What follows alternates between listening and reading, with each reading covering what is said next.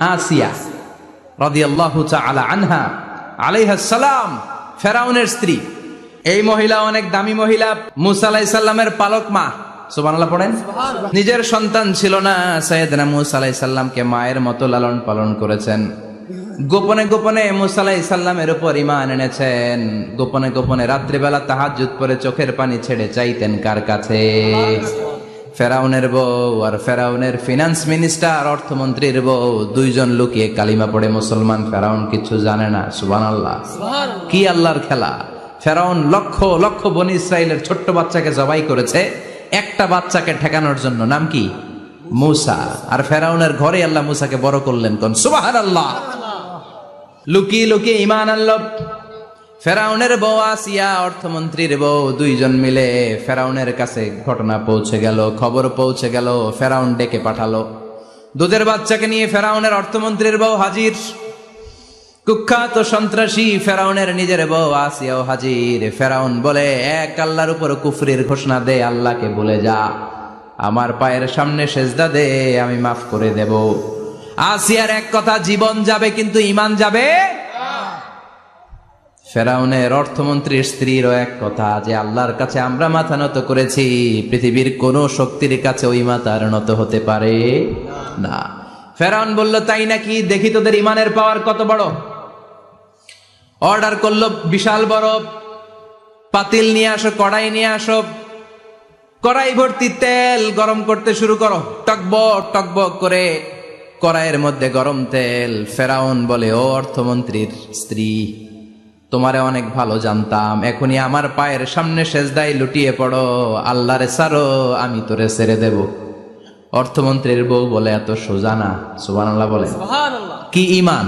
ঈমানের পথে অবিচল থেকে আমার মরণ যেন হয়, তোমারই কাছে মিনতি আমার, তোমারই কাছে মিনতি আমার, মহামহিম দয়াময়, ঈমানের পথে অবিচল থেকে আমার মরণ যেন হয়। পড়ে না আমিন? আবার পড়ে না আমিন? এক কথা, আল্লাহর সামনে মাথা নত করেছি, কারো সামনে করব না। ফেরাউন অর্ডার দিল, এই মহিলার দুধের বাচ্চাটারে টান দিয়ে আন, টকবক তেলের মধ্যে, কড়াইয়ের মধ্যে গরম তেলের মধ্যে ছেড়ে দে। মায়ের চোখের সামনে দুধের বাচ্চাকে গরম তেলের মধ্যে ছাড়ে। হিসাবটা কি সহজ নাকি? কথা বলেন।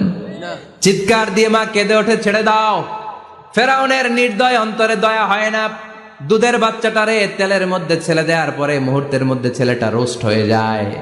কিন্তু ছেলেটা হাত উঁচু করে ডেকে বলে, মা ভয় পেও না, তোমরা দেখো টকবগে কড়াইয়ের ভেতরে তেল, আসলে মা এটা আগুন না, এটা জান্নাতের বাগান। ও মা, ফেরাউনের দিকে তাকাস না রে মা, আমার মতো দৌড় দিয়ে তেলের মধ্যে ঝাঁপ দে। আল্লাহু আকবার। ফেরাউনের অর্থমন্ত্রীর বউয়ের ঈমান দ্বিগুণ হয়ে যায়, 3 গুণ হয়ে যায়। সে বলে, ফেরাউন, গোটা পৃথিবীটারে এক পাশে করতে পারবি, কিন্তু আমার মাথাটা তোর পায়ের সামনে নোয়াতে পারবি? ফেরাউনের অর্থমন্ত্রীর ওই স্ত্রীকে বাচ্চার পরে ওই তেলের মধ্যে ঢেলে দেওয়া হলো। ওই মহিলাটাও রোস্ট হয়ে যায়। বাকি রইল ফেরাউনের বউ আসিয়া। কি নাম? আসিয়া কিন্তু দৃশ্যটা দেখেছে, চাক্ষুষ মৃত্যু দেখেছে দুইজনের। ফেরাউন বলে, আসিয়া, কত অন্তরঙ্গ সম্পর্ক আমাদের, আজীবন কত ভালোবাসা ছিল, কত খুনসুটি ছিল, কিন্তু আমার পায়ের মধ্যে সেজদা দিয়ে প্রমাণ কর তুই আমারে ভালোবাসিস। আসিয়ারও একই কথা, জীবন দিব কিন্তু ঈমান দিব না। ফেরাউন বলল, তোকেও আমি ছাড়বো না, তোকে আমি উলঙ্গ করব। হাজার হাজার মানুষের সামনে আসিয়ার কাপড় টেনে নেওয়া হলো, তক্তার মধ্যে শুইয়ে তক্তার মধ্যে হাতে পায়ে পেরেক মারা হলো। হাতের এই পাশ দিয়ে পেরেক ঢুকে ওই পাশ দিয়ে বেরোয়, তক্তার এ পাশ দিয়ে ঢুকে ও পাশ দিয়ে বেরোয়, ফিনকে দিয়ে রক্ত বের করে। আসিয়া সহ্য করতে না পেরে ডেকে বলে, আল্লাহ, ফেরাউন থেকে তুমি আমারে বাঁচাও। এই দোয়াটা সূরাতুত তাহরিমে আল্লাহ সরাসরি কোট করেছেন, রব্বিবনিলি ইনদাকা বাইতান ফিল জান্নাহ, ও আল্লাহ মালিক, তোমার পাশে জান্নাতে একটা ঘর বানায়া দিও। এরকম একটা সঙ্গীত আছে না নাই? এই সঙ্গীতটা সরাসরি সূরাতুত তাহরিম আসিয়ার দোয়া থেকে কোট করা হয়েছে, পড়েন সুবহানাল্লাহ। মালিক তুমি জান্নাতে, তোমার পাশে আমায় একটি ঘর বানিয়ে দিও,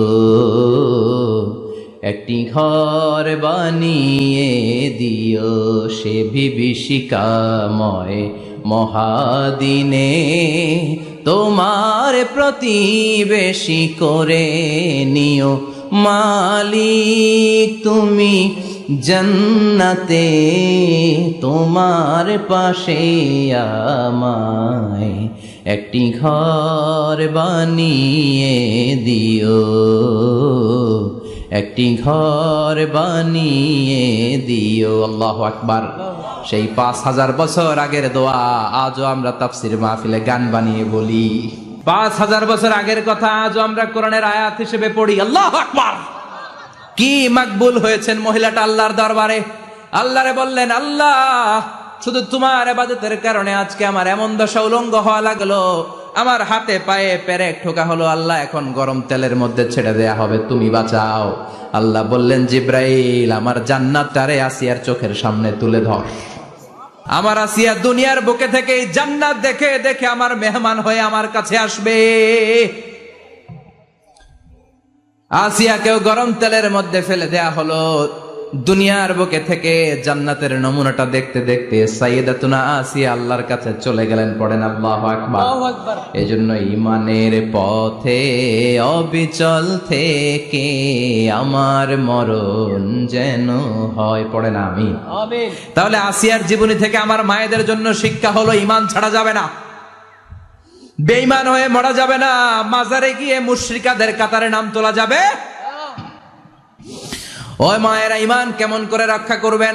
ঈমান কত বড় দামি জিনিস, ঈমান একজন নারীর মর্যাদা আল্লাহর কাছে কত বাড়িয়ে তোলে। আসিয়ার জীবনে এই শিক্ষাটা আছে না নাই? কথা কন, বোঝা যায়? বোঝা যায়। তাহলে প্রথমে জানলাম কার কথা? হাজারের কথা। হাজারার জীবনী থেকে শিক্ষা ছিল তাওয়াক্কুল করতে হবে একজনের উপর, তিনি কে? আল্লাহ। আসিয়ার জীবনী থেকে আমরা কি শিখলাম? ঈমান রক্ষা করতে হবে। জীবন যাবে, ঈমান যাবে, জীবন যাবে, ঈমান যাবে। আসিয়ার জীবনী থেকে শিক্ষা হলো ঈমানের পথে অবিচল থাকতে হবে, ঠিক কিনা? ঈমানের পথে অবিচল থেকে আমার মরণ যেন হয়, তোমারই কাছে মিনতি আমার, তোমারই কাছে মিনতি আমার, মহামহিম দয়াময়, ঈমানের পথে অবিচল থেকে আমার মরণ যেন হয়। পড়েন আমিন।